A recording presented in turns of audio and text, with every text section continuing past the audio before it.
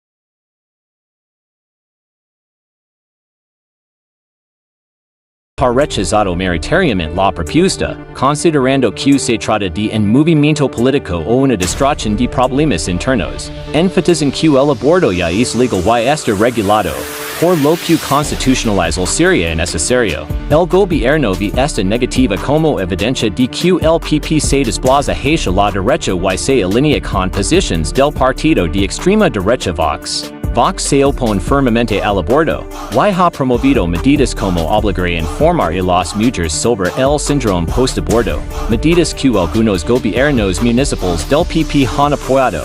La controversia en Madrid por este síndrome genera un rechazo nacional y acelera la propuesta constitucional. El presidente Sánchez escribía en redes sociales, con este gobierno, no habrá retrocesos en los derechos sociales. Los grupos de derechos de las mujeres y organizaciones feministas apoyan ampliamente la reforma constitucional, viéndola como una salvaguarda contra futuros intentos de erosionar los derechos reproductivos. Las asociaciones médicas enfatizan la necesidad de un asesoramiento basado en evidencia y advierten contra la legitimación de teorías infundadas. Voces opositoras argumentan que la reforma -1 más ala de garantizar el acceso al aborto y puede provocar polarización. Algunos moderados del PP afirman que aunque el texto constitucional pueda ser válido, El momento es políticamente motivado. La opinión pública sugiere que el aborto se percibe mayoritariamente como un derecho establecido, aunque la intensidad del debate revela tensiones latentes. De aprobarse, España seguiría Francia, convirtiéndose en uno de los pocos países que protegen constitucionalmente el aborto. A nivel mundial, esta medida se suma a esfuerzos para proteger los derechos reproductivos de cambios políticos, especialmente después de retrocesos en Estados Unidos. Organizaciones de derechos humanos pueden considerar esta medida como un referente en la protección constitucional de la autonomía corporal. Los críticos podrían argumentar que garantizar constitucionalmente el aborto obliga a resolver en el marco legal cuestiones morales altamente controvertidas, potencialmente aumentando la polarización. De aprobarse, España seguiría Francia, convirtiéndose en uno de los pocos países que protegen constitucionalmente el aborto. A nivel mundial, esta medida se suma a esfuerzos para proteger los derechos reproductivos de cambios políticos, especialmente después de retrocesos en Estados Unidos. Organizaciones de derechos humanos pueden considerar esta medida como un referente en la protección constitucional de la autonomía corporal. Los críticos podrían argumentar que garantizar constitucionalmente el aborto obliga a resolver en el marco legal cuestiones morales altamente controvertidas, potencialmente aumentando la polarización. El mayor obstáculo es conseguir una mayoría de 2/5 en ambas cámaras sin la cooperación del PP. Incluso si el Congreso aprueba la reforma, el Senado y posibles sesiones conjuntas o comités constitucionales deben dar su visto bueno. Una ruta alternativa permite una mayoría de 2/3 en el Congreso tras una aprobación simple del Senado. La propuesta podría obligar al PP a definir una postura clara, generando posibles fracturas internas o alienando parte de su base. El debate público podría intensificarse con manifestaciones, campañas mediáticas y desafíos legales. Incluso si la reforma constitucional falla, la iniciativa de revisar la ley de aborto y limitar la desinformación podría avanzar. A largo plazo, la medida indica que los derechos sociales son centrales en la agenda de este gobierno, especialmente de cara a elecciones futuras. En resumen, el gobierno español ha iniciado un esfuerzo de alto riesgo para incorporar el derecho al aborto en la constitución del país, un escudo simbólico y sustantivo deseado para proteger los derechos reproductivos frente a futuros cambios políticos.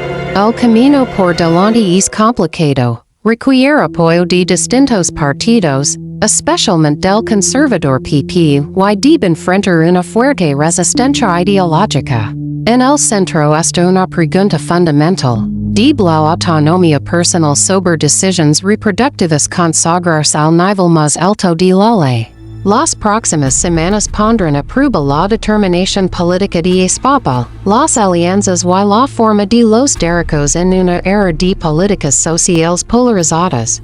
Mantengáis con Mundo 360, continuaremos siguiendo los desarrollos mientras se debaten en el Parlamento, aumentan las reacciones y la nación observa si estas propuestas se convierten en realidad.